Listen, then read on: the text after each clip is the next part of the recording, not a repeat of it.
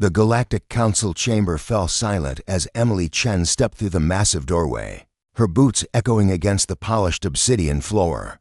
Behind her, Erling Anderson followed, his jaw set in grim determination. The two humans had traveled across 3-star systems to stand before the most powerful assembly in known space, and they weren't here to beg. Ambassador Zexathar of the Vrelian Empire leaned forward on his floating throne, his four eyes blinking in sequence. "Humans," he said, his voice dripping with condescension. "You requested this emergency session. We are curious what primitives from a backwater world could possibly. You attacked Earth." Emily interrupted, her voice cutting through the chamber like a blade. The council members exchanged glances. Some laughed, a variety of chirps, hisses, and guttural sounds that translated to amusement across a dozen species attacked. High Counselor Murthan of the Aqueous Collective rippled with what might have been confusion. "Child, we have not attacked your world. We have standards." Erling stepped forward, pulling a data crystal from his jacket. 3 weeks ago, a Vrelian battle fleet entered our solar system. They destroyed our outer defense stations and launched kinetic strikes on 6 major cities. He tossed the crystal onto the council floor. It projected holographic images, burning cities, shattered buildings, and the final moments of the defense station Aurora as it broke apart. The laughter died. Zexathar's scales shifted from blue to a sickly green. "This is impossible. I authorized no such action, and yet it happened," Emily said, her brown eyes hard as steel. 50 million dead in the first hour. Another 100 million in the days that followed. Counselor Vesh of the Hive Chorus clicked her mandibles nervously. "The Vrelian Empire operates under strict protocols. No member of this council would authorize an unprovoked attack on a developing world. It violates the accords of—" "We know what it violates," Erling said quietly. "That's why we're here. Not to ask for help. To deliver a message." The temperature in the room seemed to drop. Emily activated her wrist display. New images appeared, Vrelian warships, the same ones from the attack footage, now twisted and burning in the void of space. "Your fleet didn't expect resistance. You thought we were defenseless. Humans are classified as type to civilization," Murthan said, his watery form rippling with agitation. "You barely have fusion technology. You have no faster-than-light capability. How could you possibly?" "We adapted," Erling said simply. "You see, humans have this interesting trait. When you push us to the edge, when you threaten our home, our families, our species, we don't surrender. We innovate." Emily continued, "Your ships used plasma shields, impressive technology, 200 years beyond ours. But plasma has predictable magnetic signatures. We couldn't match your weapons, so we didn't try. Instead, we used what we had."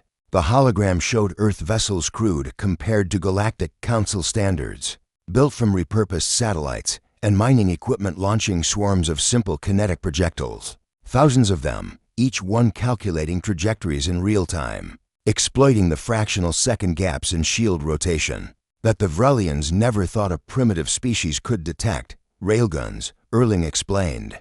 19th century technology in concept. But when you network a few million of them together with quantum computing and AI targeting systems. He smiled coldly. "Well, you saw the results." Zexathar rose from his throne, his massive form trembling. "You destroyed an entire battle fleet, 14 dreadnoughts, 47 cruisers, and over 300 support vessels. In 72 hours, Emily confirmed. And we captured your survivors, all 9,000 of them. They're being treated well, by the way, better than they treated our cities." The council chamber erupted in chaos. A dozen species began shouting at once, their translators struggling to keep up. Some demanded proof. Others called for immediate sanctions against Earth. A few, Emily noted with satisfaction, looked genuinely terrified. Silence. Murthan's voice boomed through the chamber, amplified by sonic resonators. "This is unprecedented. If what you say is true, you have committed an act of war against a council member. If what we say is true," Erling repeated slowly, "then a council member committed genocide against a protected developing world. The accords are clear on which crime is greater." Vesh clicked nervously. "You understand that even in self-defense, destroying a Vrelian fleet will have consequences. The Empire has hundreds of battle groups. Earth cannot possibly. We're not here to threaten anyone, Emily interrupted. We're here to make something very clear. She stepped closer to the council podium, and several representatives actually flinched backward. Earth didn't want this war. We were studying your cultures, trying to understand our place in the galaxy. We sent probes, signals, messages of peace, and you responded with fire. So here's our message, Erling said, his voice echoing through the vast chamber. Leave us alone. Don't send your fleets. Don't send your diplomats with empty promises. Don't send anything, because the next time someone attacks Earth, we won't just defend ourselves. We'll make sure the entire galaxy knows what happens when you underestimate humans. Emily pulled out another data crystal. This contains the technical specifications of every weapons system we developed. During your 3-week attack, railgun networks, predictive AI, shield disruption algorithms, and a few other surprises. We're sharing it freely with every non-council species in the galaxy. Consider it our contribution to galactic peace. The chamber exploded again, but this time with genuine panic. The balance of power that the council had maintained for millennia was crumbling before their eyes. Zexathar's voice was barely a whisper. You would arm primitive species against us? We would give everyone the same chance you tried to take from us, Emily said. The chance to survive. As the two humans turned to leave, Erling paused at the doorway. Oh, and Ambassador Zexathar, your fleet's survivors asked us to pass along a message to you.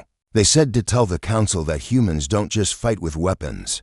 We fight with determination, creativity, and something you've forgotten in your millennia of dominance desperation. That makes us dangerous, Emily smiled grimly. Welcome to the new galaxy, counselors. We hope you enjoy it. The massive doors closed behind them, leaving the Galactic Council in stunned silence, staring at the spot where to humans from a backwater world had just changed everything.